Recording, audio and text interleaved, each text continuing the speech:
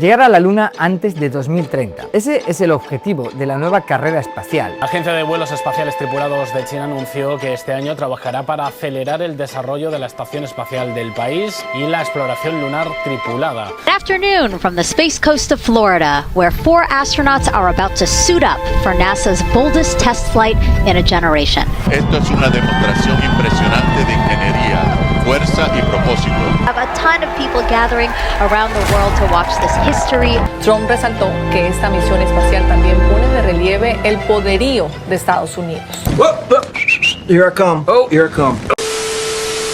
En estos días probablemente viste muchos titulares sobre una misión llamada Artemis 2. El humano vuelve a la Luna, como si fuera simplemente otro avance científico. Pero si todo te parece un poco confuso, es porque no nos están contando el cuento completo. Y es que no es solo otra misión al espacio, es la señal clara de algo que vimos ya una vez, y que sin darnos cuenta está empezando de nuevo. Artemis 2 es la misión que llevó a humanos de vuelta en más de 50 años a la órbita de la Luna. No aterrizaron, pero sí orbitaron en la cara oculta de la Luna, grandes pasos que no se habían logrado desde el programa Apolo. Y eso de por sí ya es histórico. Pero lo interesante no es solo que estemos volviendo, es ¿por qué estamos volviendo ahora? La última vez que el mundo estuvo obsesionado con la Luna no era por simple exploración científica, era porque teníamos que demostrar poder. Una competencia directa entre dos potencias durante una carrera espacial. Y cuando esa competencia terminó ganando Estados Unidos, pues simplemente dejamos de ir. Por eso Artemis 2 no es una misión más, es una señal bastante potente de que algo está cambiando otra vez. Y la mayor pregunta no es solo si vamos a lograr instalarnos en la Luna, es ¿por qué ahora todo el mundo quiere hacerlo al mismo tiempo? Así que bienvenidos a un nuevo video aquí en el cuarto de Tula. Recuerda que es muy importante para mí que te suscribas a este canal, le des like a este video si te gusta y también que me sigas por mis redes sociales, que por allá también subo contenido muy chulo e interesante que sé que te va a gustar. Así que ya recordamos que viajar a la Luna no comenzó como un sueño científico, sino como una competencia. Estábamos en plena Guerra Fría, una guerra entre dos formas distintas de ver el mundo, capitalismo con Estados Unidos y comunismo con la Unión Soviética. No estaban peleando directamente, pero estaban compitiendo por todo, y creo que ninguno nos imaginábamos que terminarían peleando hasta por el control del futuro. Recordemos que después de la Primera Guerra Mundial, el mundo quedó completamente reorganizado. Imperios que habían dominado durante siglos desaparecieron y nuevas potencias comenzaron a surgir. Entre ellos, dos modelos completamente opuestos empezaron a tomar fuerza. Por un lado, Estados Unidos creciendo como potencia económica, industrial y capitalista, y por otro lado, una Rusia transformada tras la Revolución Rusa, que dio origen a la Unión Soviética. Durante años coexistieron con desconfianza, pero el momento clave llega con la Segunda Guerra Mundial, porque irónicamente Estados Unidos y la Unión Soviética terminan siendo aliados, luchando contra un enemigo común. Y en cuanto la guerra termina, la tensión que estaba contenida explota. Ambos países salen fortalecidos, con poder militar, influencia global, pero con una diferencia clave: no confiaban el uno en el otro. Y ahí es donde empieza a formarse el verdadero conflicto, no como una guerra directa, sino como una competencia constante por demostrar quién tenía el modelo más fuerte. El espacio se convirtió en el escenario perfecto. Y hay algo que no se menciona cuando hablamos de la carrera espacial, y es que gran parte de la tecnología que permitió llegar al espacio no empezó en Estados Unidos, ni en la Unión Soviética, empezó en la Alemania nazi. Durante la Segunda Guerra Mundial desarrollaron los primeros cohetes de largo alcance, y cuando la guerra termina, tanto Estados Unidos como la Unión Soviética hacen algo muy similar. Reclutan a estos científicos, literalmente los llevan a sus países y los ponen a trabajar en sus programas espaciales. Y antes de que Estados Unidos llegara a la Luna, la Unión Soviética llevaba ventaja. Lanzaron el primer satélite artificial de la historia, Sputnik 1, lo cual demostró que podían lanzar objetos al espacio y por ende misiles. Esto desató el pánico en Estados Unidos y dio inicio formal a la carrera espacial. Ese mismo año enviaron a Laika, una perrita a bordo del Sputnik 2, el primer ser vivo en orbitar la Tierra. Lamentablemente murió entre 5 y 7 horas después del lanzamiento por estrés y sobrecalentamiento de la nave. Y es que realmente ese viaje no estaba diseñado para que ella volviera, sino para demostrar que un ser vivo podía sobrevivir al despegue. Y esta parte de la historia siempre me cuesta y me conflictúa, porque me encanta que el primer ser vivo en orbitar la Tierra haya sido un perro, y al mismo tiempo me afecta bastante todo lo que pasó. Yo tengo un problemita de prioridades de empatía, me parece, porque siempre siento más empatía por los animales que las personas, pero eso es otro tema, ¿ok? Continuamos. Rusia también tuvo al primer ser humano en el espacio y la primera caminata espacial. Así que en 1961 el presidente John F. Kennedy hace una promesa: llevar un hombre a la Luna antes de que termine la década. Así que se crea la NASA. Con el programa Mercury tienen el primer estadounidense en el espacio y el primer estadounidense en orbitar la Tierra. Con el programa Gemini logran el primer paseo espacial estadounidense. Y así pasan al programa Apolo, cuyo objetivo es llevar a humanos a la Luna y traerlos de vuelta. El Apolo 1 fue un golpe muy duro, una prueba en tierra que terminó en un incendio y murieron 3 astronautas. Pero siguieron, y luego de varias pruebas y misiones, el 20 de julio de 1969, Apolo 11 finalmente lo logra. Neil Armstrong, un astronauta estadounidense, es el primer ser humano en pisar la Luna. Esto marcó el final de la carrera, y luego de esto simplemente dejamos de ir. Y aunque sí dejamos de ir a la Luna, nunca dejamos de ir al espacio. De hecho, fuimos más que nunca. Lo que cambió fue el objetivo, porque después de Apolo 11 la pregunta ya no era ¿podemos llegar? La pregunta pasó a ser ¿cómo usamos esto? Y ahí es donde entra algo clave. El espacio dejó de ser una competencia simbólica y empezó a convertirse en infraestructura, porque durante las décadas siguientes, agencias como NASA empezaron a enfocarse en algo menos espectacular, pero mucho más importante: quedarse, permanecer en órbita, entender cómo vivir y trabajar fuera de la Tierra. Y de ahí nacen proyectos como la Estación Espacial Internacional, un laboratorio flotando alrededor del planeta donde durante años hemos estado aprendiendo cómo sobrevivir en el espacio. Pero lo más importante no pasó allá arriba, pasó aquí abajo, porque mientras todo eso ocurría, empezamos a llenar la órbita terrestre de algo que hoy damos completamente por sentado: satélites. Satélites que hoy controlan cosas tan básicas que ni siquiera pensamos en ellas: tu GPS, tus llamadas, el internet, el clima, las transacciones bancarias. Todo eso depende del espacio, y eso cambia completamente la conversación, porque el espacio ya no es un lujo, es parte de la economía global. De hecho, hoy existe toda una industria alrededor de esto, donde no solo participan gobiernos, sino también empresas privadas como SpaceX, que han reducido los costos de llegar al espacio y han hecho que lanzar satélites sea más accesible que nunca. Pero hay un punto donde eso deja de ser suficiente, porque si el espacio se está convirtiendo en parte de la economía, el siguiente paso no es quedarse flotando alrededor del planeta. Artemis 2 volvió a poner a la Luna en el centro de la conversación, y superficialmente parece exactamente lo que dicen las noticias: otro avance, otro logro, otro paso hacia el futuro. Pero si miramos un poco más de cerca, comenzamos a sentir ese déjà vu,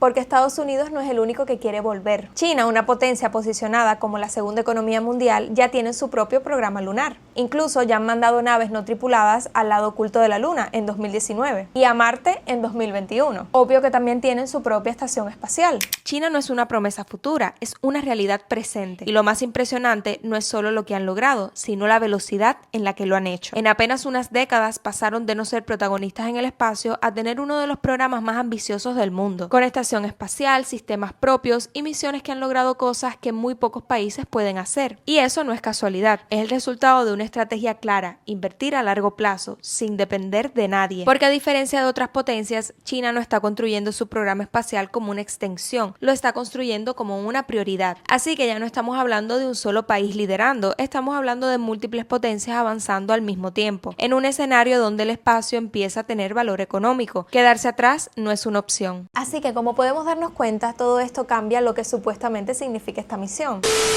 Si estás organizando un evento y quieres que tenga un momento realmente especial, vale la pena contar con la música en vivo de Lugo. Con un estilo moderno que mezcla elegancia clásica con energía contemporánea, Lugo ha llevado sus presentaciones a diferentes partes del mundo, principalmente establecido en Estados Unidos, España y República Dominicana, pero disponible para tocar en cualquier ciudad o país. Lugo también es una marca que conecta eventos con músicos profesionales a través de una asesoría personalizada. En violinigenaisi.com y saxnewyorkcity.com puedes encontrar el match ideal para tu evento. Recibe un 20% de descuento si vas de parte del Cuarto de Tula, y no olvides seguirlo en sus redes sociales como Violinigenaisi.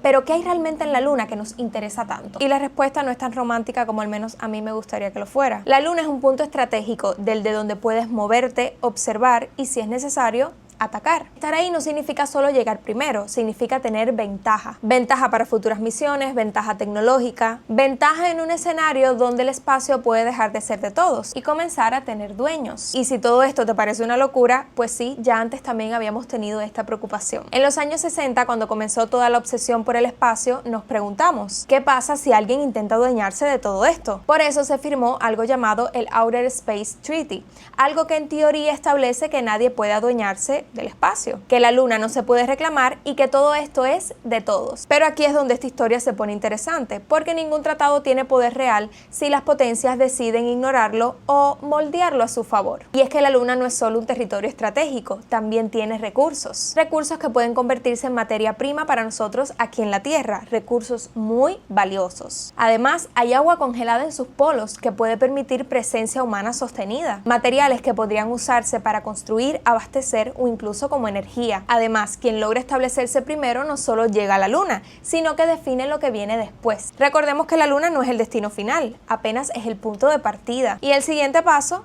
es Marte. No porque sea fácil ni porque esté cerca, sino porque es el único lugar fuera de la Tierra donde la idea de presencia humana real no parece tan imposible. Marte representa algo que la Luna no puede ofrecer: posibilidad de expansión, de no depender únicamente de un solo planeta, de probar hasta dónde puede llegar la humanidad. Y si todo esto te parece un absurdo, es porque realmente hace no tanto lo era. Toda esta idea de gente viajando hacia el espacio, viviendo fuera de la Tierra como si fuera lo normal, es literalmente la trama de series como por ejemplo Futurama. Haciendo el guión de este video no podía dejar de pensar en esta serie, pero lo extraño es que poco a poco esta línea entre ficción y realidad se va volviendo más borrosa, y lo que antes parecía exagerado ahora parece bastante posible. Y para que entendamos qué tan en serio va todo esto, durante su presidencia, Donald Trump no solo ha hablado del espacio, sino que cambió la política espacial de Estados Unidos. En 2017 firmó algo llamado Space Policy Directive 1, una orden que básicamente redefinía el objetivo del país en el espacio: volver a la Luna, pero esta vez para quedarse y usarla como punto de partida hacia Marte. Y esto es importante porque es un plan bien estructurado: trabajar con empresas privadas, colaborar con otros países y convertir la exploración espacial en algo sostenible, no solo simbólico. De ahí nace el programa Artemis, pero Trump no solo lo impulsó, también lo aceleró. En 2019 su administración decidió adelantar el objetivo de volver a la Luna varios años, y eso cambió completamente el ritmo del programa. Así dejó de ser un proyecto a largo plazo y se convirtió en una carrera contra el tiempo. Pero hay otra parte de esta historia que es incluso más importante, y es cómo empezó a cambiar la forma en la que entendemos el espacio. En 2020, durante su administración, se impulsaron los llamados Artemis Accords, acuerdos internacionales que establecen reglas para la exploración de la Luna, incluyendo algo clave: la posibilidad de utilizar los recursos espaciales. Como ya vimos, durante décadas el discurso era que el espacio era de todos, pero estos acuerdos empiezan a definir cómo los países pueden operar, colaborar y también beneficiarse de lo que encuentren allá. Es decir, empiezan a poner reglas a algo que antes era completamente abstracto. Y en paralelo a todo esto, Trump tomó otra decisión que dejó aún más claro cómo estaba viendo el espacio. En 2019 creó la Space Force, una nueva rama del ejército dedicada exclusivamente al espacio. La Space Force se encarga de proteger satélites, sistemas de comunicación, navegación, es decir, toda la infraestructura que, como ya vimos, hoy sostiene la economía global. Y Trump lo dejó bastante claro en su discurso, llegando a decir que la Space Force era su bebé y destacando su importancia dentro del poder militar moderno. Long last, America is back, and America is back in many ways stronger than ever before. We're the hottest country anywhere in the world. The Artemis crew flew in the most powerful rocket NASA has ever made, ever launched. Traveled over 250,000 miles, broke the distance record set by the legendary Apollo 13. And America is a frontier nation, and the 4 brave astronauts of Artemis II are a modern day, you really are modern day pioneers. Your mission paves the way for America's return to the lunar surface very soon. We're going all out. We're doing everything we can, and it's headed up by Jared.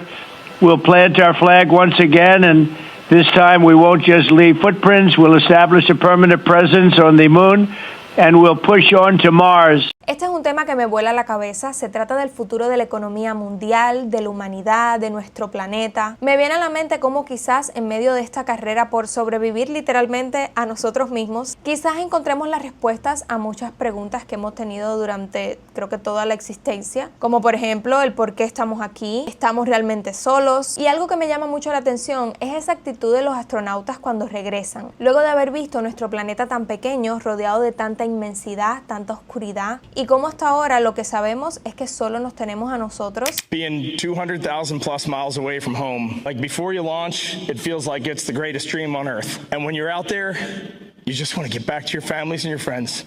It's a special thing to be a human, and it's a special thing to be on planet Earth. Thank you. Pero me gustaría leer sus opiniones en los comentarios con respecto a este tema. ¿Qué creen de esta nueva carrera espacial? ¿Quiénes creen que se podrían sumar a la carrera? Y si creen que China tiene posibilidades reales de convertirse en el nuevo ganador. Los voy a estar leyendo en los comentarios. No olvides suscribirte a este canal, darle like a este video si te gustó, seguirme por mis redes sociales, que para allá te subo contenido muy chulo que sé que te va a gustar. Y nos vemos en un próximo video.